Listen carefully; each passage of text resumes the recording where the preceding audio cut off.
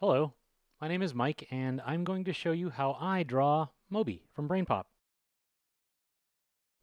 So I start with this flattened egg shape for his head. It doesn't have to be perfect. In fact, it's probably better if it's not perfect.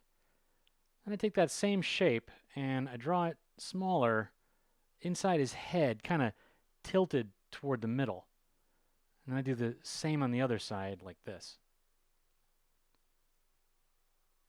Moby's mouth is this dashed line that makes this big smile across his face.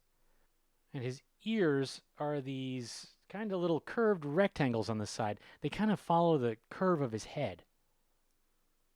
And finally, I put in these big dots for eyeballs. And that's kind of it. Yours is probably going to look a little different than mine. And in fact, I hope it does, because, I think everyone's a little bit different and everyone has their own style of drawing. That's okay. So, one thing I like to do, especially with Moby here, is draw lots of different versions of him. Maybe he's looking over here. One of the cool things about drawing faces, and not just Moby's face, but really any face you draw, is that small changes to the placements of lines and dots can really change the expression of the character and show you all kinds of emotions coming from them. What do you think this guy's feeling? And those emotions and feelings, you can use them to tell whatever story you're trying to tell. Like this Moby here, maybe I can make him, maybe I can make him a little worried. Do a straighter mouth.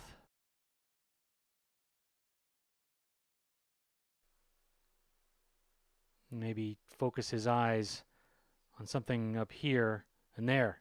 This Moby has something to worry about. Anyway, I think you get the idea. I'm just going to speed up time so you can see all the drawings I did here. Drawing something over and over can help you get better at it. I once told an art teacher that I hated drawing horses, so she made me draw 50 horses. I'm still not that good at drawing horses, but I'm better than I was.